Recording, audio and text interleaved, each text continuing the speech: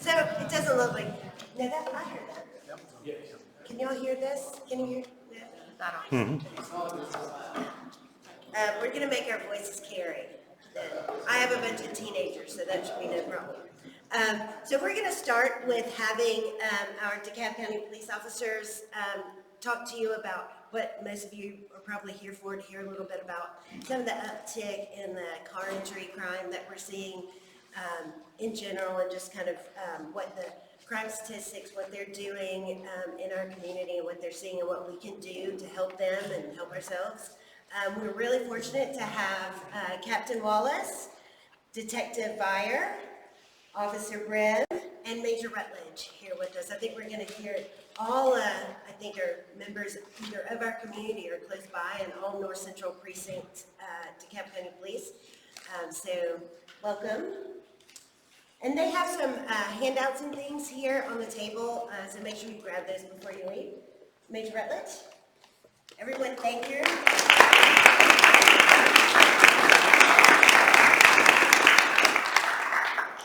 First of all, thank you guys so much for inviting us. We really appreciate the audience and your time. Captain Wallace was introduced in the back. At the time when we started coordinating this meeting, he was actually assigned to North Central Precinct. Sadly, he's not anymore. He got moved to Tucker about 2 weeks ago, and we miss him dearly. But some of you guys know him because he goes to Oak Grove Methodist Church, is that correct? Yeah, Methodist. Okay, but he's still here to support, which we really, really appreciate.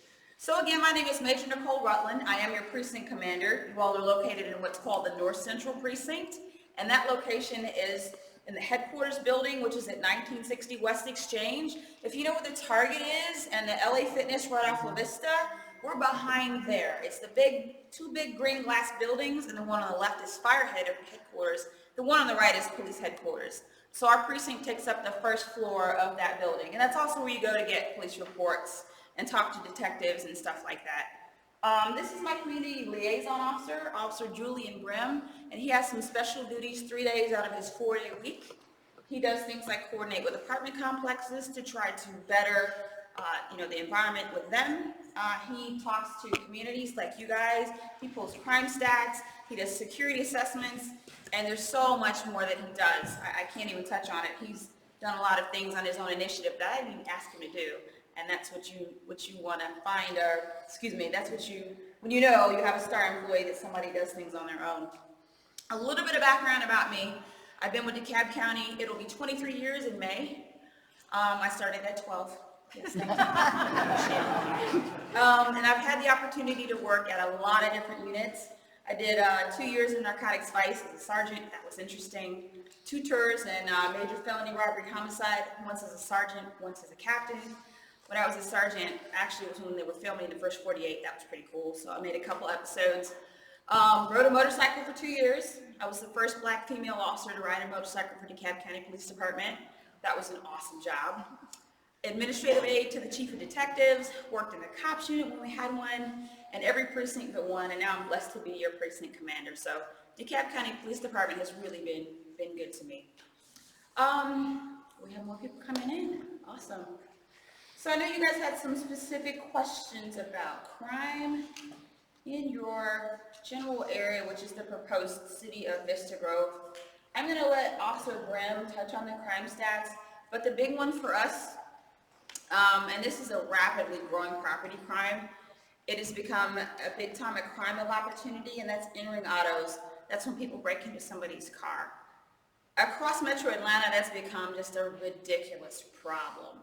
And I gotta say, a lot of the times it has to do with people leaving things in their car. I've been here again almost 23 years, and we've always talked about not leaving things in your car. And to this day, I read police reports where somebody says, well, I thought I stuffed my purse far enough under the seat when I got to LA Fitness. Yeah, you did, but they were watching you do it. So, and I don't really know what it's gonna take to get people to understand. And I'm definitely not placing the blame on the victim. However, you're making yourself what we call a soft target. To harden your target, you need to remove everything from your car. We preach clean car campaigns. Nothing. When I say nothing, I mean nothing. $1 worth of spare change is a lot of money to some people. The little circle from the GPS in your windshield makes them think there's a GPS in the car. If you have a car charger out, it's possible there's a cell phone or a laptop. So nothing at all. And then people always tend to get lulled into a false sense of security, and they say, well, it won't happen to me. Okay, well, yeah, it could happen to you. If you leave your laptop bag in the back seat, you know, when you go to Longhorns in Topol Hills or something like that. So that's our number one issue with property crime is entering autos. Also, another fallacy about that is that you should not lock your doors. A lot of times if they go to a car that's unlocked, they're going to go in. If it's locked, they keep moving. So yes, I know it costs $400 to $500 to fix a broken window. Most of the time that's not what they do. When they come to enter a car, they're trying to get in and out, and it's much quicker to just go into an unlocked car than it is to try to get into a locked car. So please do lock your car doors. With that, I'm going to turn it over to Officer Brim to talk about more crime stats. By the way, I know I talk fast, so if you want me to repeat something or if you have a question about anything I've said, just interrupt and let me know. So as Major Rutland said, one of our biggest focuses is in crime is entering autos, vehicle break-ins, but I'm going to give you kind of a layout. I pulled the crime stats within the proposed city of Vista Grove, and this is kind of over the last 5 years, and this is what we've had. These are the trends we've seen.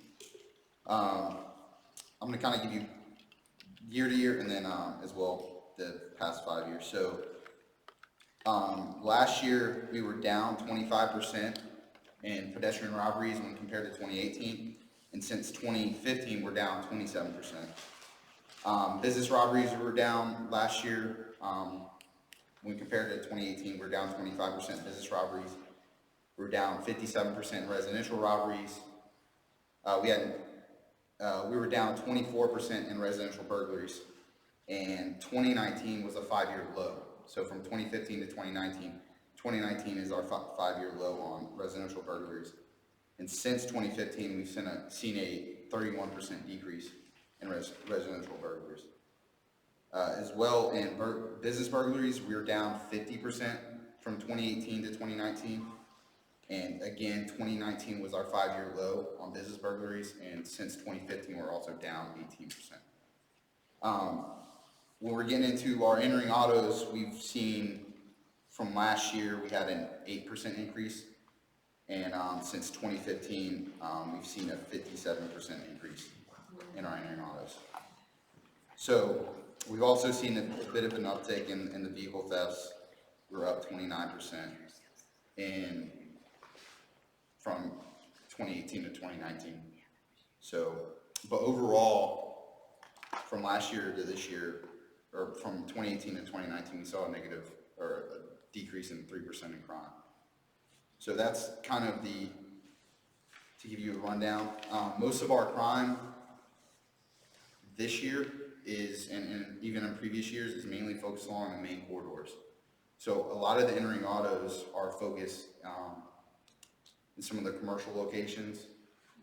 I think it's 21% of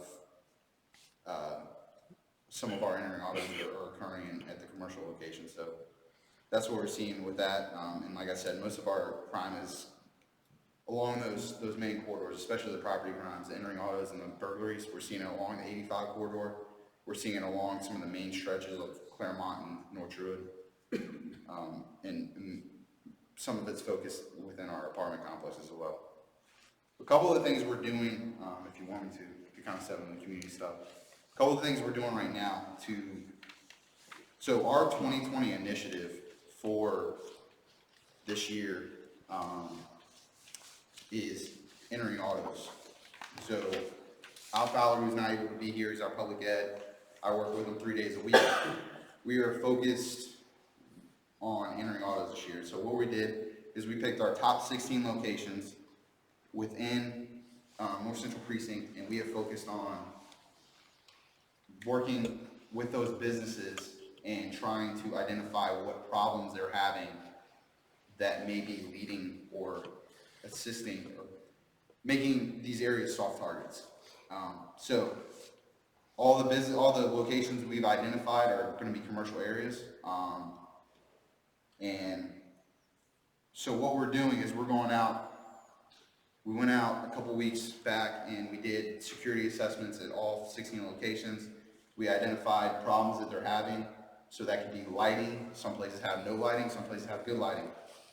Some places may not be maintaining their shrubbery, which is allowing or may allow offenders to have places to hide or may block lighting. Also, we're working, some locations have surveillance cameras, some don't. So we're working with those locations or with these businesses to try to identify what their problems are. We've followed up with about 5 of the businesses so far, 5 of the locations, and we followed up with them, and we are trying to encourage them to make changes to their problems. So if they're having lighting problems, we tell them this is where we've seen, and this is where you need to try to address it. So that's mainly from us. We're trying to make changes with the places that we're seeing the crime mostly occur. One of the things we also have worked on is we've created a sign that the county has kind of made their official sign for our entering auto locations. We're working to maybe try to get a physical signs put up at these locations that would be put on poles or maybe even in the front of the store. We actually have copies over there if you are interested in having one of those. So we've had a couple businesses put them up. Right now we're just kind of having posting them up in the windows. It's just mainly for us as a public education and just kind of awareness. That way you know, it'll remind you to lock your things, take your things with you, lock your doors, those kind of things. So To give you an idea of a location that we looked at, so who's been in the Mellow Mushroom at Claremont and Briarcliff recently? Oh, no. Been there at night? It's a dark hole, you guys. There's nothing, they have no outside lighting. The only lighting that I've seen going by there at night is like they've got some like Christmas lights in the window. It's ridiculous. Why wouldn't somebody go to a completely dark parking lot and break into somebody's car, right? So when we went to Mellow Mushroom, we said, hey, y'all don't have any lights at all. And you wonder why your business got burglarized. You wonder why all these people's cars got broken into. Because you're not protecting your customers. We cannot do this on our own. We catch people all the time. We caught some people last night on entering autos. They get right back out. So it doesn't fall on us. We're doing what we need to do. But the businesses have a big stake in this, in keeping you guys safe when you come to patronize their business. Sorry to interrupt. it's fine.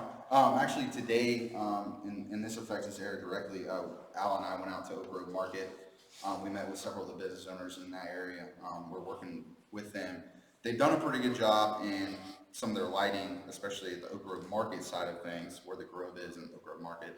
We're still working with the owners that's over near Vista Grove Shopping Center and we're getting in touch with them. But we've been working with those owners. They're also trying to take some additional security steps, trying to increase some of their video cameras. I believe they're having an off-duty officer several days a week. So we're taking those steps. We're also working to increase signage there as well. So we are working. We believe that with this problem, it's vested buy-in from everyone. It's us making sure we're patrolling the area and making sure we're apprehending these criminals. It's the businesses taking steps that they can take to try to deter the crime from happening and protect you guys when you come to eat or to shop. And it's also the public awareness side, which is making sure you guys are remembering to take, or people that are visiting this area remember to take things out of their car so they aren't becoming victims. So that's kind of what we're doing with the Entering Auto Initiative right now. So I will give you some good news, because this sounds like doom and gloom, right? I don't want to give you guys that impression. Relatively speaking, this is a safe area to be. You have very low incidences of violent crime here. Very, very, very low. It is very few and far between. We don't experience that up here very often at all. When we do, it's generally solved pretty quickly because, again, it doesn't really happen. So it's not all doom and gloom, but we really just need you guys to partner with us so that we can decrease some of the property crimes. Really quick before I take questions, I know that Ms. Barnett had emailed some other questions that she wanted us to address. Yes? Generally, I know that you guys have made some arrests in the last month, and I know that people might want to hear about that, and then, so maybe that, I can't remember the other one. So the first one says, how can we promote the positive actions of North Central officers to members of the community? And that's a great question, because a lot of times we're scrutinized for what we do that's wrong. You know, an officer gets locked up, or God forbid, I had a couple officers last week who were in an officer-involved shooting and fatally injured a subject who pointed a gun at them. But the good things that we do are almost never recognized or even distributed to the public. So yes, we've had several internados in the past month. One of them happened about a month and a half ago. It was right off of 85 Access Road. Forgive me, I don't remember the name of the street. My two officers were investigating an entering auto, and this car comes barreling down the street at him, hit one of my patrol cars, and then ran into a ditch. It was a little Honda Fit that these two kids, 13 and 15 years old, had just stolen from someone. And we got them in custody, and again, the bad news is they were out in 3 hours. Juveniles are big time perpetrators of this type of crime, and if you guys are not familiar with juvenile law and the juvenile court system, they actually don't even like to call it a criminal court. It's all about rehabilitation. It's not about, you know, incarceration or punishment, punitive action. They're trying to rehabilitate them so they feel like they should not be locked up with the point system and all kinds of other different stuff in order for them to stay in. So that's a big issue for us.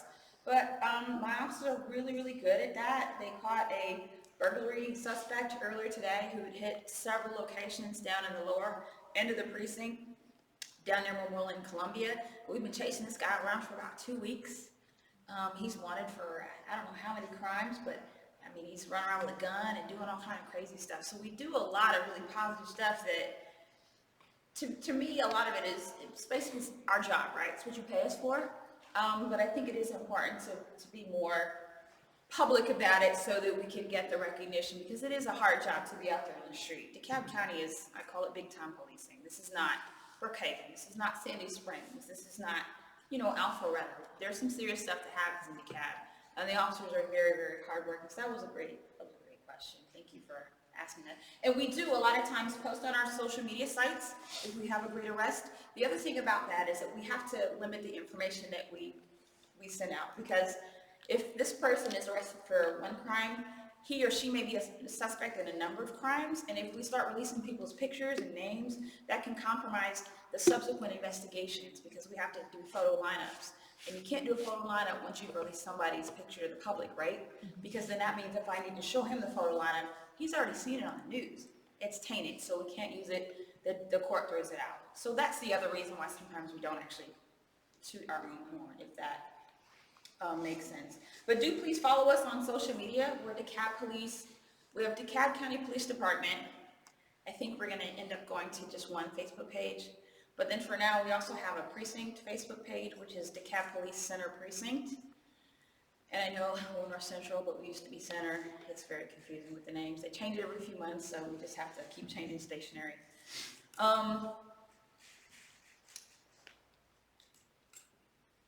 Would it be possible to provide regular reporting of positive officer actions to help members of Vista Grove cityhood promote the good work? Again, we do that on social media when we can.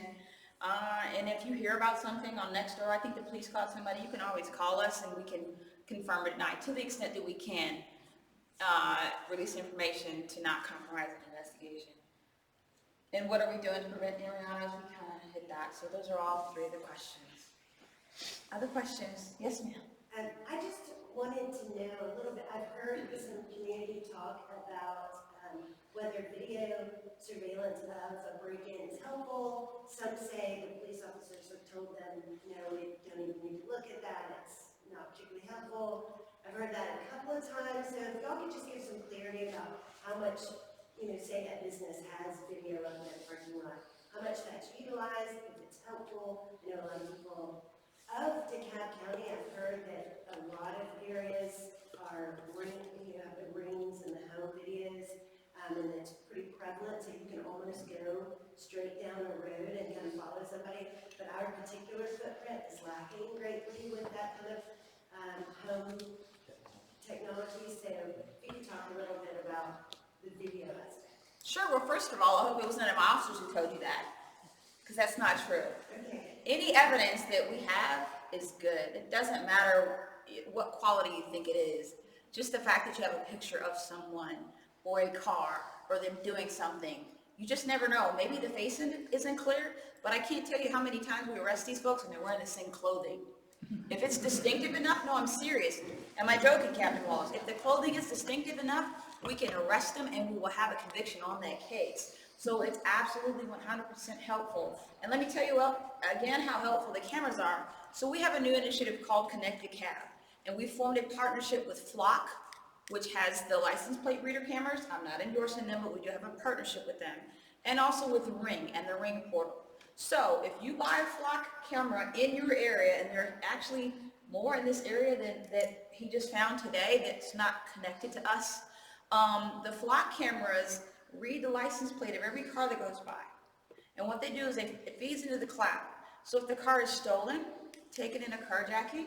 If the registry owner of the car has wants or warrants, if the tag is stolen, if they're on an Amber Alert, like they've kidnapped a child or something, boom, that pops up immediately on an email to his screen within 12 seconds of the vehicle going by. 12 seconds. You know what that means? He can get his buddies, they can establish a perimeter, look for that car. I think we've made close to 50 arrests this year alone, just off Flock hits. So that's the benefit that a camera surveillance system will bring to your neighborhood. And with Ring, you guys know how I have a Ring at home. Again, I'm not endorsing it, but it is fabulous. FedEx has come to my house 4 times this week to pick up a package that does not exist. But, and I saw it on my Ring. But Ring videos are incredibly clear. Actually, one of our detectives was one of the first featured by Ring to solve a burglary based off of a Ring video. So it's all helpful. And then if you give us access to your Ring portal, which has to be done individually, then the police can directly access your Ring video on whatever crime has happened. So they're absolutely 100% a great tool, and we do encourage you to invest in them. I know it's not cheap, but it does help us. Any evidence is helpful. Me. Yes, sir. Do you mind if I just a real brief? Of course not. I think this is just, I'm excited about this, and I want to share it because I think this does display all the great work that the Dekalb County employees do that we're really bad about patting ourselves on the back. I can tell you how wonderful Officer Brim is all day long. He's not going to tell you how wonderful he is because humility comes with integrity and it comes with character, and that, in my opinion, is what builds a great police officer. So 2 weeks ago on Friday afternoon at 12:30 in the afternoon, a 74-year-old male went to a bank, a local bank here, and then he went up to North Lake and La Vista Road where there's now a Sprouts, a Dick's, there's another couple little strip mall right there. That's not Vista Grove, but it's right here in your area. That 74-year-old man walked into one of those stores. He walked out at 12:30 in the afternoon. 3 individuals pulled up in a car, they jumped out, and at that entrance, they assaulted him. They took his cash. They left him bloody, they left him beaten, they left him in the middle of the road. They got in their car and they left. Citizens, communities accept a certain amount of crime. There are other crimes that you do not accept. You can't allow that type of a crime to happen and people to get away with it, because when you do, you're living in lawlessness. Dekalb County detectives responded. They circulated the area. It was not a Flock camera, and again, we're not endorsing Flock. It was a different brand camera, but we learned, which we didn't know before, but there was a camera system in that area that caught that vehicle and that tag number and the description of those individuals leaving that location. We immediately went back, took that tag number, put it into our Connect Dekalb system, and we found where that car had been for the last 3 days, the roads that it had been on in Dekalb County. Essentially, we had a map of that car driving around, and at about, this happened at 12:30, at about 12:33, that car went off the grid. You know what happens when someone goes off the grid? It's because it hit the interstate, because these cameras are in these neighborhoods and they're in these subdivisions. So we knew that car was gone. What we learned was the tag was a Texas tag. It was a rental car from Texas, and it hadn't been reported stolen yet. So we do what Secret Squirrel Police stuff does, we don't tell you all about, and we were able to put out a lookout on that car. At 1 o'clock in the morning, I received a phone call saying, hey, Troup County police officers have captured those individuals. They're wearing the same outfits they were wearing when they assaulted our person. That car is still not stolen, And those 3 individuals are on their way heading back to Texas with a large sum of cash in their pocket. The likelihood of us catching individuals who leave Texas to come to DeKalb County and commit a crime and then head back to Texas is slim to none. But fortunately, we have technology these days that are, when we use it right, when we partner up with it, and when you take good kick-in-the-bushes old school policing and experience, and you combine that with technology, then it really does make for a safer DeKalb. I think that's one of many. Again, today, where I'm currently working, we had 2 different arrests for stolen cars today that came off of those flock cameras. Last week, we made another arrest on an entering auto that turned into a stolen car. That was a 13-year-old and a 14-year-old driving that car as well. And one of the things technology does that we're seeing, she mentioned the locking the doors. We see in Ring cameras all the time, a car pulls into a cul-de-sac, 3 doors open up as the driver stays in, 3 people go out and they grab door handles, If it's locked, they keep it moving. If it's not locked and they go in, sometimes people are leaving key fobs that crank their cars in the center console. And that's how come... Seriously, not making this up. The story she told you a few minutes ago about the 13-year-old who stole the car, they were from Atlanta. Mommy and Daddy live in Atlanta. They went to Gwinnett County, did entering orders in Gwinnett County until they stole a car in Gwinnett County because the key fob was there. They drove that car until it ran out of gas in DeKalb County, stole the DeKalb County car, and then ran into the police officer and got caught here. But both of those stolen cars had key fobs in the center console. There's a lot we can do when we respond to crime. There's not a lot I can do if you're leaving the keys to your car in your car and you're leaving your car unlocked. So again, I just wanted to share that. I think that was excellent police work, but it's not uncommon. So that's not something that, wow, this is mark this down because it never happens. That's what we do day in, day out to make sure that you guys keep your property and you guys stay safe. How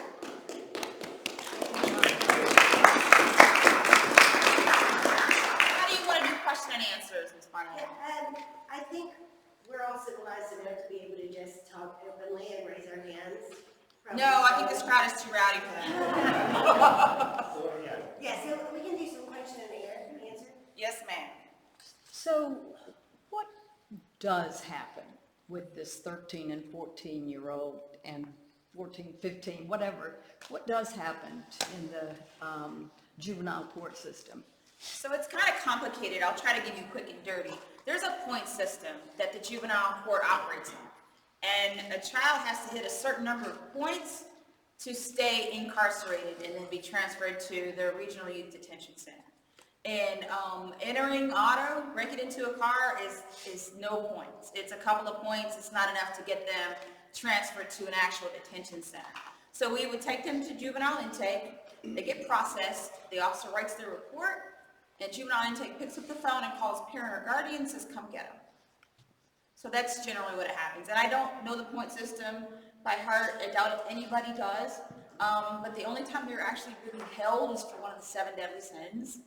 Murder, rape, armed robbery, aggravated assault. Well, car theft? That's not one of the 7 deadlies, no. That's a So property that's crime. a slap on the hand too? Kind of, sort of, generally, yes. Yes. Yes, sir. This is DeKalb County, have so many cities now. Are your figures based on just what's not a city, or do you include the cities' districts? We don't track crime stats for cities. We only track for unincorporated DeKalb County. And so unincorporated DeKalb County is about 559,000 people. But our precinct, where you guys live, serves about 110,000. So that's what the crime stats he gave you are for our precinct, for about 110,000 people. Do you communicate with other counties, other cities, so, or? All the time, yeah. But not generally with, I'm not keeping up with Brookhaven's crime stats. But I have good friends over there where we can talk about, oh, hey, this case bled over into Brookhaven or vice versa, and they assist us with stuff. Or another question about guns. Stolen guns are picked up frequently. I never hear anybody saying this gun this kid had came from this guy's house. Do you ever process the gun back to the owner and say, why did you leave it out or something? Is that publicized? Well, no, it's not publicized because a lot of people unfortunately do leave guns in cars and houses. They're gonna think it's like driving drunk. I know, but there's no law against that, so there's nothing we could prosecute them for, but yeah, we do process the Prophesize and say, look, your son had a gun, you ought to be more careful next time. Lock it up, take it away from you. Remember, we're here to enforce the law, not generally to lecture people, because people should know better. Okay, all right, place where you have flock, does that cut down the crime in that area? Do you know? So, based off our system currently, we don't have enough real data yet to really see the effects. We instituted the system, middle of last year, but I can't speak to what it is. I can speak to, we have, 50 more arrests than we would have had. So, that's 50 more, If everybody around me has a flock, then I'm gonna get targeted because nobody knows it's robbed. They'll run them up. Well, not necessarily, sir. So, because flock is used, like the ring cameras or flock, we canvass areas. So, let's say your house, or you become a victim, and you're right here in the middle of the street, and there's flock on either end of that street, then we're going to canvass that area. Right. And more often than not, what we find is that it is cameras from the surrounding areas that give us the leads because they take off the disguises, or because they're coming in and they're not hip to be hiding at that location, and that's when we identify who this person is. But to the beginning of your question about how it decreases or does it make you less of a victim, it's almost like when you walk into a gas station. She mentioned easy targets or soft targets earlier. People who get victimized, nobody's going to rob me right now dressed the way I'm dressed. Okay, my wife, maybe so, when she's going home from work. I'm not going to get carjacked on my way home from work because I'm a hard target. Because of the way that I look and because of the uniform that I'm wearing, they say, you know what, I'm not going to go mess with that right now. When they walk into a gas station and they see, smile, you're on camera, then sometimes they think twice about making that robbery. When they walk into a gas station off the beaten path that there's nobody there, there's no security there, they know that it'd take an hour and a half for a cop to get here if a cop did show up, and the person behind the counter looks like they can barely even see, let alone, stop me from this robbery. That's a soft target. So the likelihood of the criminal, now we can't say they're all smart because we catch them, but the likelihood of the criminal maybe thinking twice, that's what we're trying to do, is deter that any way we possibly can. Yes, ma'am. I have two questions. The first is, thank you for sharing the statistics that you shared earlier. I'm greatly encouraged by those statistics because it seems like a significant decrease in business robberies, home robberies, things like that. And the increase you mentioned in, car invasions, while that's annoying, it's not as bad as the things that seem to be dropping. And so I'm curious about the overall drivers of those trends. What's driving down those more serious kinds of robberies and overall crime in general, and what's driving up these, home or car invasions. So that's my first question. And then So let me take them one at a time, because I tend to have to process a little bit before I answer. So you're using terms that we actually didn't use. Entering autos is not a car invasion. You're almost segueing into a carjacking. Like I said earlier, entering autos are a crime of opportunity for the most part. We have come across some organized rings. Year before last, we arrested a ring. A guy out of Chicago was flying people in with a list. Okay, I'll give you $100 for an iPhone 9 and $200 for an iPad and stuff like that. And they were targeting cars to find specific items, and then this guy would give them money for them. But by and large, they're not organized. They're literally crimes of opportunity, and a lot of kids are engaging in this. So watch your kids. Make sure if they come home with something electronic that you did not give them, or they said their friend loaned them, be a little bit suspicious. If they have friends that pop up with shiny new stuff, be a little suspicious. I don't know why kids think it's cool to go into somebody's car, but a lot of times it's juveniles, so maybe that's driving it. I like to say it's due to good policing, but we have less police now than we did 5 years ago, so that's probably not what it is. I don't know. Sometimes And another thing is that a lot of criminals, there's not hundreds of criminals out there. There's all this many. I mean, there's studies on, 10% of people are actually committing 95% of the crime. And that's actually true. So a lot of times these criminals are getting longer sentences, they're still locked up. So they're not out to do the business robberies, or the home invasion robberies and stuff like that. So maybe that could be it. We can't really tell you. I wish I could, there's no, what is it, the little easy button? I can't tell you 100% for sure. Okay, well, Yeah, well, I will say that, a theme that we've had tonight, so I'll go ahead and push it, is juveniles. I mean, we've been talking about 13 and 14-year-old people, and we've also discussed how difficult it is to keep those people behind bars. And like she just mentioned, recidivism is a huge problem that we have. We don't catch somebody the first time they commit a crime and they're gone away for life. They commit crimes, and then we arrest them, and then our detectives, the reason they're so good is because they walk into that same residence or that same gas station, and they watch the video camera, and they go, that's John Smith. John Smith lives 3 doors down. I arrested him last week for burglary. Let me guess, he got out again.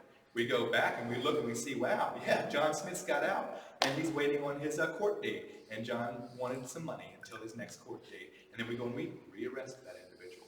I will say, one of the big perks to Dekalb County being the size of the department that it is because we can focus on things that are many times overlooked at other agencies. One is our police athletic league. One of the great things that our police athletic league did last year, we run camps, and we've been running camps for years, but specifically last year we did a new program which I thought was amazing. But we took multiple police officers that were volunteers, and they went into camps at churches and at schools where they volunteer the space and the time because we're providing the people, and we teach violin. If I know how to play the violin, he teaches dance, he teaches math, whatever the situation is. Whatever that police officer is good at, they go in and they mentor and they coach that juvenile. And it can be a teenager, it can be middle school. We like to focus on middle school sometimes because that's kind of where we either keep them or we lose them, because that's where gangs come in usually. So Monday, I met you, and I'm your buddy, and I'm teaching you math. And then Tuesday, I'm teaching you math. And then Wednesday, we're talking about reading and writing. What do you like? Thursday, we're playing basketball, and I'm dressed in plain clothes. And Friday, I'm your new buddy, but I came in Friday in police uniform. And you didn't know who I was Monday, Tuesday, Wednesday, Thursday, and now Friday. Wait a minute. That's my buddy William, who was playing basketball with me 2-3 days ago. That's not, oh, that's a police officer. And when they're this big, they love me. When they're this big, I'm chasing them. And I think that's the disconnect, is that, when you don't know where your children are, I may be looking for them. When you don't know where your child got the money for this, I may be looking for that piece of property. And that's where the churches and the schools and the parenting really needs to take off and help us out. Is Rehoboth on Lawrenceville one of those locations? Rehoboth and Lawrenceville is one of those locations, yes ma'am. Right here, general. so my second question, and this is just a curiosity for me. On Nextdoor, I see the announcements from Al Fowler about the roll calls, and my friends and I actually stumbled into one of the roll calls Oh, nice. once in Toco Hill. What happens? Just because I'm curious, what's that for? What's done? Oh, so community roll calls, they're a new initiative we started last year. We've been doing them probably about a year. And we identify areas where we need to have a stronger presence. So 2 weeks ago, we had 22 car break-ins at Decatur Christian Towers, which is on Church Street. It's a retirement community right behind Suburban Plaza. 22 in a night. I was living, because it's one thing to break into my car, it's another thing to do that to people on fixed incomes, right? So we recognized, oh my gosh, this is a problem. So immediately we put an operations plan together. Part of that was every day this week, once on every shift this week, we had our community roll call at Decatur Christian Towers. So all the officers gathered, they put on their blue lights. They're there for the 15-minute briefing, which they normally do at headquarters. So now they're out in the community doing it so that we're there. And then after that, 45 minutes after that or so, they go out and they saturate the area. People who are walking that are suspicious, they're stopped. People who are committing traffic violations, they're stopped. So we really just kind of want to make it clear. If we have a problem, we're listening and we're going to address it. So that's what it's about. In Toco Hills, we're up there a lot because we have had a lot of car break-ins at the LA Fitness is a big one. Longhorns, it tends to bleed over into there a little bit. So we're there, and that's what community roll calls are about. And of course, we encourage the community to come out and meet us and talk to us and give us any questions that you might have, concerns. They've gotten bigger and bigger. The other day at Decatur Christian Towers, I think we had 22 plus residents out there. So, I mean, that's amazing. It's another good way to see the good stuff that we do, because what you'll see is we read commendations for officers. Officer Brim catches a guy and, saved a life, whatever the situation may be that he happened to do the day prior, and we read that out loud so his peers know what he did. Officer Brim can also say, hey, and by the way, I responded to this call last night. Turned out it was nothing, but the citizen wanted to tell me about some suspicious activity, so keep an eye out for this area. We give up the bolos, just kind of a heads up, but it's a way for you to meet the person who's patrolling your neighborhood and your streets, and also to hear about, hey, they passed out a hot sheet for stolen cars. Wow, they care about those cars. That my car was stolen, and I feel like are they even looking for it anymore? Wow, I had no idea that they passed out the last 20 cars that were stolen in Dekalb County, and they passed out a list to know what they looked like, what the tag numbers were, and the last place they were seen on the flock camera. That's great information. Okay, question. Thank you. Yes, ma'am. Yes, ma'am.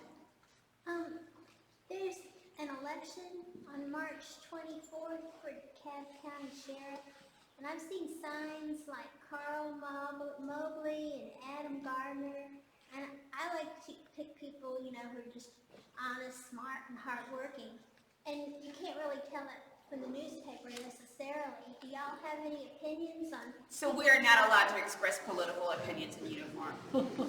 So, sorry. Can I address that really Yeah. quickly? There are going to be some forums where we'll be able to meet different people, but we have the fortune of having Carl Wembley here with us. He's standing in the back of the room right now. So anyone who's interested, speak to him after our meeting. Next. Yes, ma'am. I have two questions. The first one is, as far as, I've heard of these things called bump keys. Is that a true thing where somebody can do something on a car and it unlocks it? Have you ever heard of that? I'll let my electronics/technology gets into that. I don't know, is it? I believe there is the capability to do that. I'm not exactly 100% sure how many cases we have that are involved with that, but it is a possibility. This question came up a few weeks ago at a different meeting, and the concern was a key fob, and the lady advised that she leaves her key fob on her kitchen table, and there's a carport right there, and with this little bump key, then basically it just extends the range from that. Yeah, and I pointed out, 13 years old is entering autos. 14 years old, they don't have bump keys. Now the individual from New York who's flying people in and saying, I want this, I want this, I want this, that individual may have a bump key. But who in here talks about bump keys on a regular basis? Who in here's heard of a bump key? What's a bump key? Thank you, ma'am. You just pointed my point. I was hoping you would. Yeah, so if you're concerned about bump keys, I would say don't be. I mean, like I said, there are things that there are concerns that are valid and realistic, and ways that you can step, to be more cautious and be more proactive. So you're saying it's an electronic thing that Correct. accesses your fob? It's almost, who in here has a garage door opener? And there's been things about people who drive down the road and they pick up the frequency of the wave for your garage door opener, and then they can access your house. But we all still have garage door openers because it happens on such a limited amount of time that it's not something that's not realistic, but it's not anything really to be concerned about. Because they don't break into your garage door opener by using a bump key. They can break the back window and at your door, and then they go in, and then they're out that quickly. Same thing with the bump key. They don't need to spend money to buy a bump key and then walk around hoping that it works when your next door neighbor has their door unlocked. And then the second question is, when you have a burglary in your house, do people tend to look for your personal identity information, or is it just jewelry and cash to use? I would say not identity stuff. They're looking for those in the cars, but less so in the house, because I don't leave my driver's license at home or my social security card. One thing I have is my birth certificate and squirrel away. I don't even know where it is right now, to be honest. They're looking for really quick stuff. jewelry, laptops, cell phones, easily portable. Every once in a while, they're in there for the long haul because you've left your nice 50-inch TV screen box next to the garbage, next to your mailbox for the garbage guy to get. So they know you got our brand new 50-inch, right? But generally, no, it's just small stuff, jewelry and stuff. Yes, sir, in the back. You've had your hand up for a while. Yes. Could you explain what these different cameras are, how people might get them, and how they link up into your system? Because some people might not even know what these things are you've been talking about. So, Flock is a tag reader, and so Major kind of explain, I'll re-explain it. What it is it's a camera that you can stick on a pole, and we have several neighborhoods. I think right now, currently, within our precinct, we have 23. We just added 3 today. But do you buy them, or do the neighborhoods buy them? So it depends. It's totally how, with the Flock cameras, it's however you guys want to do it. We have individual entities that buy them. We have Drew Hills community that's a little bit south of here. They have a lot of them, and as a group they've come together and bought a lot. We have individual streets. We have several individual streets where the neighbors come together and say, hey, we're all going to pitch in a certain amount of money and have the Flock camera at the beginning of the street. That's the technology, and how Flock loops into us is simply currently we have 3 communities that recently just got cameras. What they have to do is they have to allow us the ability to receive information about stolen vehicles, about people with wanted. So what happens is, as the cars drive by, we would receive information that there's a car that just drove by this Flock camera that's stolen, and now all of a sudden we can send every officer in Dekalb County gets the alert, so we all get it 12 seconds after it happens. I get stuff in Tucker precinct, so sometimes if I'm close to Tucker, I can move over there real quick and try to apprehend somebody over there if they're close to us.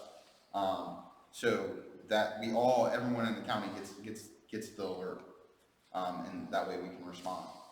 The Ring cameras are a little bit different. I don't know of communities kind of buying in on that, but we've seen it at several buildings. I believe it's like we don't what's the word? We don't endorse anybody, but the Ring cameras are probably better for a home setting, putting it in your home. What that allows us to do is, by you sharing your information or sharing the footage, is it allows our detectives. We have access to the Ring app now. If any of you have it, you've seen. I've reached out on there. Several other detectives reached out on there. We had a crime that happened and we made an arrest on, and we wanted. It was a crime near Briarcliff and Claremont area. I actually was one of the officers there. We had some guys going up to and from houses, kind of looking to break in, and we made an arrest on it, and we were able to pretty much kind of create a polygon on there and ask neighbors in the area if they had any video footage of these guys going up to and from the house. So we have the ability to ask you. You also have the ability to post it, and we can see it. So if you have a car break-in and you have video footage of it, you can post it on the Ring app, and our detectives are monitoring it. And if all of a sudden if they have your case, they're gonna reach out to you and you get that evidence from you. So it's a little bit quicker for them to do it, and it allows them the ability to they now have video footage that they may not have known. So those are some of the benefits of it that we've seen, and we've gotten several videos from the Ring system that we probably wouldn't have received otherwise, based off this new app and the connected app stuff. Flock cameras cost $2,000 initially, and what's the maintenance fee? It's $2,000 a year. It's $2,000. So $2,000 for the first year, and then $2,000 maintenance and software every year thereafter. So just a ballpark of It is a private company. A lot of HOAs sit around and discuss, do we want this in our community? Do we need this? What are the pros and cons? Everybody's gonna know what my college students leaving the neighborhood, when I'm coming home, that type of stuff. But a private company that allows us access to the information they're obtaining. And right now, DeKalb County has only purchased cameras, block cameras on the Candler Road corridor. They have not purchased anywhere else. I mean, to be honest, they're getting worn out down there. I mean, there's a lot of stuff that pops down there. So I don't know that they're gonna expand to actually put money up here. So right now, we're kind of relying on private businesses and private citizens to buy the cameras. If that answers your question. I'm gonna talk about that for 1 second. Please. This is a great opportunity for cities to partner and do things that the police are not able to do. So they aren't necessarily gonna have the funds to invest in this type of thing. But when you have a city public safety partnership, then, we can gauge interest in our communities for flock cameras around in key places within the jurisdiction that we pay for that assists our police officers battle us. Just another element of what cities can do in an organized fashion in a community to help out our police officers. So, any big questions that haven't been touched on, they've been here with us for a while now, so we want to give them a break. So if we could just take people who haven't talked yet, ma'am.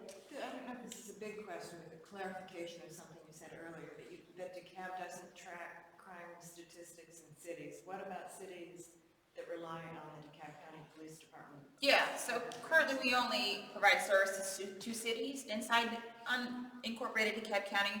That's the city of Tucker and the city of Stonecrest. So yes, obviously, if we're servicing them, we will track their crime stats. So they would do that with us, because Right. that would be our intention to partner with the DeKalb County Police. Anybody else before we let them off the hook? Yes, sir. Why do you have less police than 5 years ago? It's a loaded question. I'll try to be politically correct here. I didn't know it was a loaded question. Okay, so maybe not a loaded question. Historically, and across the country, ever since the Ferguson incident in 2014, police departments have had a very huge problem with recruiting and retaining police officers. Because to be quite frank, if I'm gonna hire you at $40,000 a year, give you a gun and a badge, and you get in a justified shooting, and just because I'm biracial and the guy I shot was black, even though it was a good shoot, now I'm getting death threats to my house. Is that really worth the $40,000 a year? So a lot of people are saying, you know what, I'm good. I think that this is not for me. So it's a challenge nationally to recruit and retain people. So that's one. And number 2, you heard me talk about big time policing. This is the real deal, folks. I mean, DeKalb County is busy. There's no precinct that's not busy. There's no officer that does not handle tons of calls every day. And depending on where you work, you're more stressed out. If you're on the south side, you're handling a lot more violent crime. If you're up here, you're handling a lot more accidents and stuff. But it's hard. It's stressful to do this job. Again, this is not Alpharetta. This is not Roswell. This is not, any city that you want to name. It's busy. So we have a lot of people that say, you know what? I'm going to go to Alpharetta because their starting pay is $55,000. We can't pay officers that when they come here. We don't have that kind of funds. We can't pay 751 people $55,000 walking in the door. But the cities can do that. And they can also say to them, hey, you're going to have a great time when you get here. You might answer 1 call a day. You go to community meetings the rest of the time. Doesn't that sound like a better deal than being here in the trenches in DeKalb County? Yes, it does. So we have a lot of people that leave for that. And, there's other stuff, but what's interesting to me is that over the years, a lot of people leave and come back. They leave and come back because they say, yes, it was a hard job and it was stressful and I had bad days, but I came back for my family. I've known Ronnie Vire for 22 years. He's like family to me. I know his son. I know his wife. I know his daughter. So if one of us were to leave, we would leave our family. Every officer that comes back to us, and we just hired 3 more people back this week that went somewhere else and came back. One of them left for 2 weeks and came back. One of the small cities. He said, I miss my family. Because we really are. We're a big, huge family, and we support each other just like we support the community that we serve. So those are the benefits. But finding those people that are interested in being in the family, younger folks are a little bit different minded than they used to be when I started at 21. that's kind of the challenge, and then retaining them. I know that there's some stuff in the works for benefits packages for public safety, which really would be a great thing to retain some people. Officer Brim and I were talking about that earlier. So those are some of the struggles, if that makes sense. That's a great question. So, I just want to say, there are things that we can do to support our Dekalb County Police. I know that they have a 5K and some different initiatives that they do, things that we can help support to support our police because they're supporting us. And a big round of applause, please, for these hardworking. We're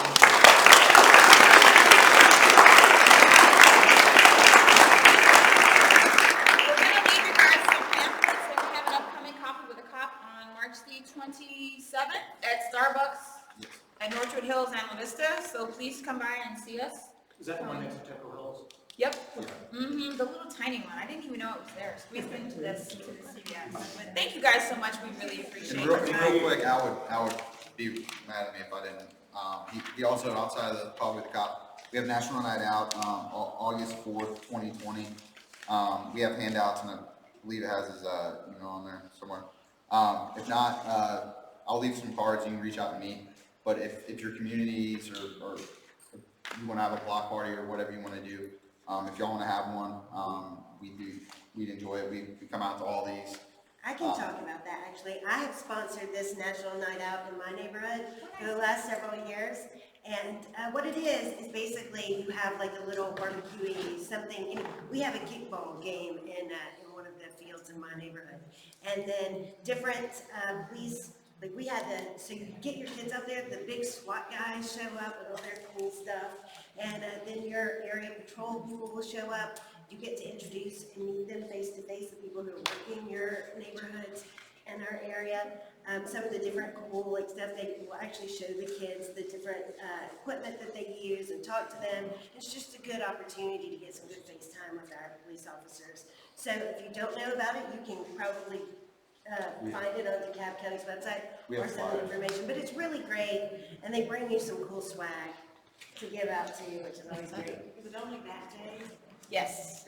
Once a year though, every year they do it. However, if you can't do it on Tuesday and you want to do it a weekend before, we will try to accommodate. We just got thinking on it today, we're gonna have spring fling on April 25th, and for the cul-de-sac. Oh, we'd love to come. Okay.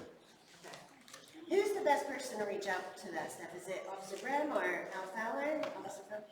You can reach out to either of us. Okay. I'll leave some cards. Al's email is also over there, but either of us will Yeah, it's a great way to show them that we appreciate them and for them to get to come out and meet us. And guys, share what you've heard tonight, the positive news, how proud you are. I mean, we have extraordinary assets in the form of the experience, dedication, values of our Dekalb officers. So share this with your neighbors.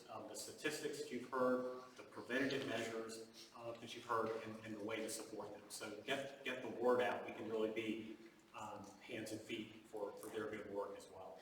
All right, great. Thank you all. Thank you so much. Now, wait,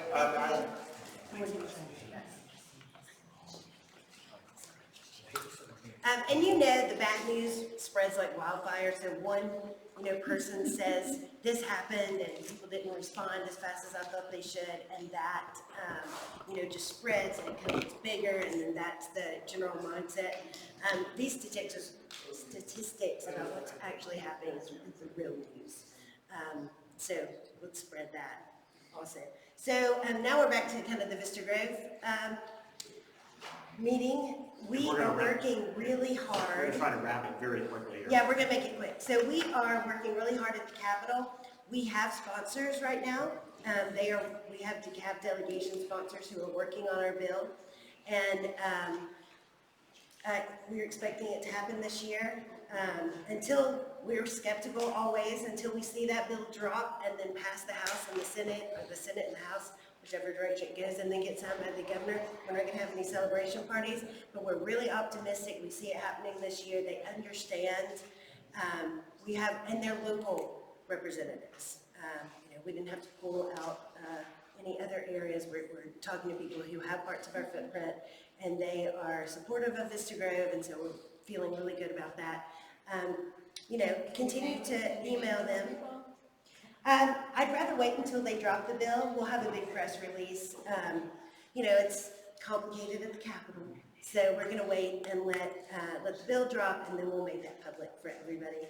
Though they did say that we could tell you that. Yeah, they said we could talk. They were like, yeah, well, you can tell you that our representatives, people who are representing our area, are working on a bill for us. Exactly how it's gonna go down, now that's a different question.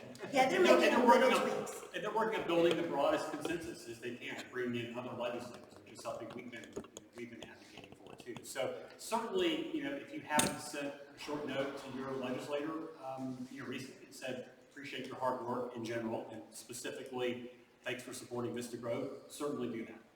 That can only be helpful. And do we have any questions? Right there. What kind of support are we getting from other DeKalb County legislators? Well, I can talk about one thing since we had our police forum tonight. There's been a recent DeKalb County impact study done by Carl Vincent, the same group that does the feasibility studies for the individual cities that actually did our feasibility study. DeKalb County, in collaboration with the DeKalb Municipal Association, hired Carl Vincent Institute to study what the impact of a Green Haven or a Vista Grove incorporation would have on unincorporated DeKalb or DeKalb generally.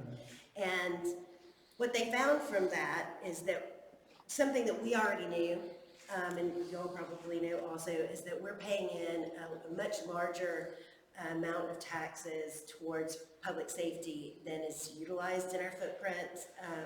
And we knew that, and we support that because we want to keep our area safe and our neighbors safe. And we want to continue that partnership and help that grow. If we were to pull out that large amount of public safety revenue out of DeKalb County Police, that would be hard. I think they said they would lose somewhere between 120 officers if our revenue was pulled out. So that's one aspect. And that's an issue you all have been to meetings know. We've been studying and looking at it for a while.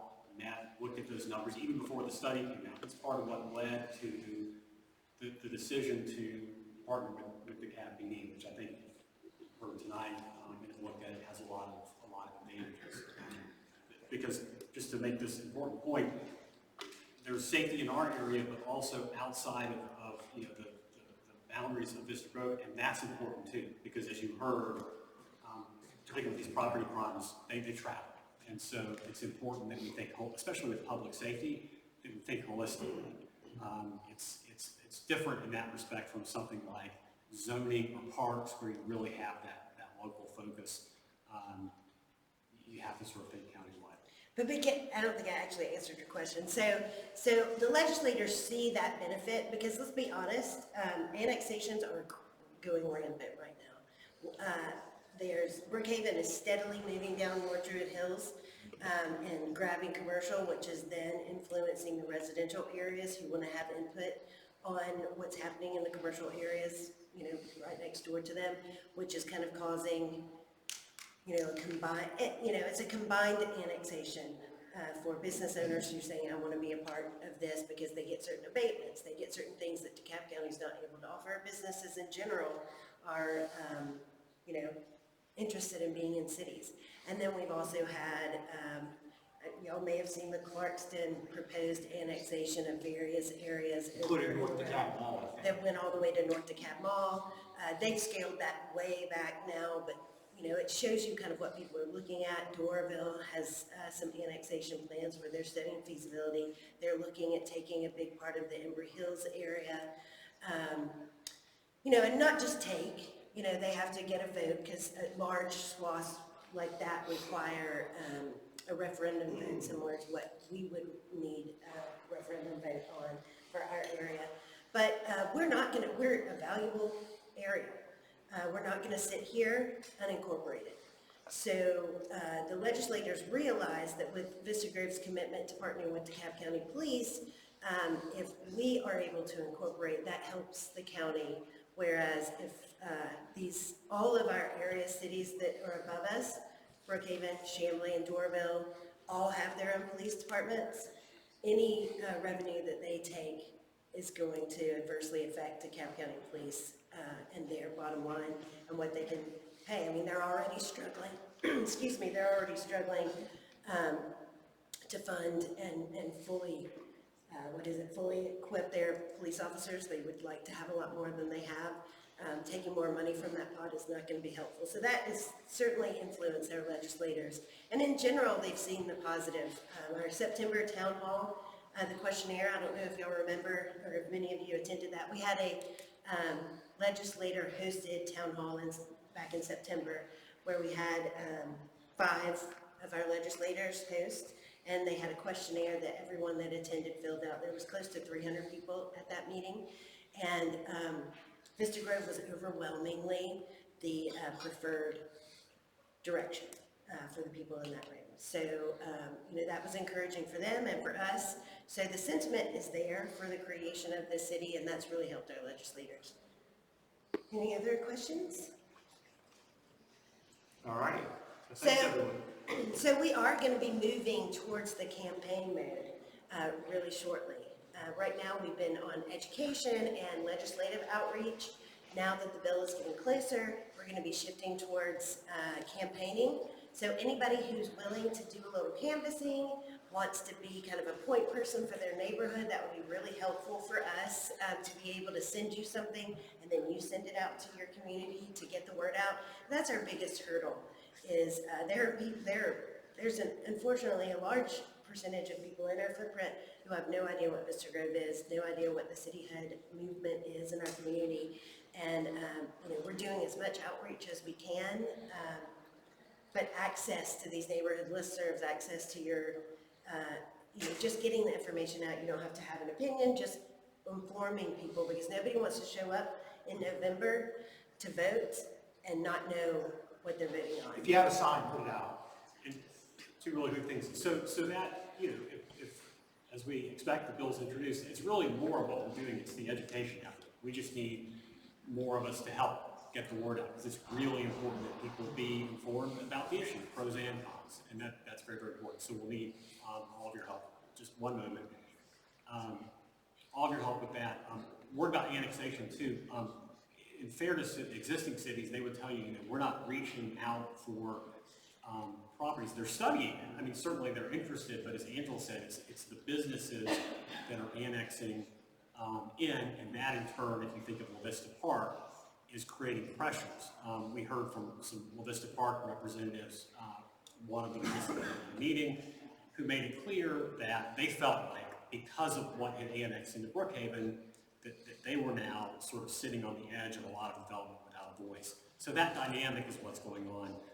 But apart from that, the legislators also recognize that there are all these important conversations going on regionally, whether it's transit planning, conversations with DOT about traffic and roads, where communities have representatives, mayors, their city attorneys, and others, and we don't. And that's a really important issue as the metro grows. Yeah, and the very last thing, also important, putting on these meetings through Vista Grove Initiative, that's the educational nonprofit. We're very, very lean. We have the slides and materials for you guys, but there is some cost to maintain the website and so forth. So if you can make a modest donation, go to vistagrove.org. It would really help. It goes directly to things like signs, putting on these meetings, and organizing them. That would be really, really helpful. I just want to mention one thing about what he was talking about representation and having a voice. We were at the Capitol yesterday. Dekalb County Public Schools was presenting to the Dekalb House delegation about what their needs are this year, what kind of legislation the House can do to help the Board of Education. I can go into detail with that if anybody has any specific questions afterward. But what was really interesting is the superintendent said they're about to redistrict all of DeKalb. We're overcrowded in the north, and they're under capacity in a lot of areas in the south, and then the central kind of ebbs back and forth. I think y'all know that Lakeside is overcrowded. All of the northern above 85 schools are overcrowded. And what I found really interesting is that she said, Interim Superintendent Tyson said that she was going to be meeting with the different mayors and municipalities to talk about what input they can give to the redistricting of their areas. And here we are. Who's gonna be our voice? So that's just one example of how unifying behind a city with a limited number of services that controls things locally gives you a voice that you don't have otherwise. It gives you a voice with park planning. You know, I was talking to one of our senators in our footprint, and she's really concerned about the big DOT plan that's happening around 85, that, what is it called, the overlay? Or, Yeah, 285 and 85. yeah, so they're doing these like big fast pass lanes, and the municipalities, you know, have a voice. The areas that are unincorporated aren't getting to the table in quite the same way, because they have larger DeKalb County representation without that local voice. If and when it comes to a vote, will it be a simple majority vote of everyone in the area that would be, or is it by neighborhood? The vote by, as law stands now, is that it's 50 plus 1 is the majority, so majority vote, and it's as a footprint. So everyone within the map So an votes area, yes or no. the whole area may say we don't want to be part, but they will be pulled in. If they're in the map, If they're and, stuck in and the area. map as a whole votes yes, and one area votes no, they would still be in the map if that's the majority. Now, there have been discussions and outreach to different areas to gauge interest, and we'll continue having those discussions afterwards to make sure that whatever the individual neighborhoods want, if it's in our power to grant that, we will. But I think, the referendum, that is really a conversation and an educational process for people, because, when there's a city, we've said this before, it's a city for everyone, not just people who voted for it. I think we have good consensus in the area. Not everyone, obviously, reasonable minds can differ, is going to be for it. But I think the key is informed decision making, on everyone's part. And that's going to be true also for areas outside this footprint, who at some point, if there is a new city, would have an opportunity, if they wanted to be included in that as well. Yeah, we're being approached by some areas that border our current map who are interested in being a part of Vista Grove. So we could grow in the future. Or we could de-annex too, if the area wanted to. That's right. Do you have an expected timeline for when you may hear that the bill officially has gotten through the legislation? I don't know. I would think, just because of the way the legislative timetable works, that would be sometime in the next couple of weeks. Okay. There's a certain timetable, so relatively soon. Okay. We know our legislators are talking. Do we have a bill number on this yet? Well, there's a bill that we still have, right? There's still the bill that we have from last year, and there has been some discussion about putting a substitute bill for that. That would be not with Vernon anymore. Representative Oliver said she was gonna help rewrite it. That's right. Right, exactly, so. We're running out of time, it's in February. Well, What the legislature works. because of the budget process, they extended So it got session by extended. 2 weeks, so there is an extra 2 weeks. They understand the timeline. We have some really veteran legislators working on this collaboratively. So I understand your concern. We're apprehensive too, but we are trusting that they have, told us that they're working on this, and they believe in it, and they're gonna try and make it happen. for And us. just to reiterate, I basically email them and call them and go down there every day. And I'm asking exactly the same questions you are. When are you gonna drop it? What's the process going to be? Explain it to me. And they explain a little, and then sometimes they don't give us all the information. So we can't really elaborate more than what we know. And right now, we know that they're putting something together. We know that they have a plan. We just don't know exactly when the exact moment is going to be when they drop it. I'd love to know. Because it makes me feel a lot better. And they're aware of the timetable. So we, collectively as a community have done our part. We've let them know support. We provided good information. And now they look at it. And that's what legislators should be doing, thoughtfully looking at it, making any revisions they have, thinking about, again, the issue holistically. So again, given the session only goes 40 days, it would really need to be within. It's got to be. It's gonna be soon. Yeah. We'll take one more question, then we'll stay around for questions afterwards. Yeah. I want to keep the trains running on time, mostly. Yes, ma'am. So would it be useful then for those of us in this room to continue to write our legislators? Absolutely. I think that's Thanking very helpful. them for Keep their trying, work? keep bothering them. Yeah, I mean, I'm bothering them, but they're probably sick of me at this point, so. And tell them why. You know, Tell them we're all specifically why a city is important to you, because they are in a position to be influenced right now, and they're citizens just like we are. And just saying, I want Vista Grove, you know, it has an effect, but telling them why Vista Grove is important to you, and how it would impact you, and why it matters to you is important also. Well, we'll be here, you can come and ask us questions, so thank you guys for coming. Crowded yard Thank you so much. visibility is important. There are local legislators, they're driving on our roads, Oh, they're yeah. seeing. Yes, please get a sign if you don't have one.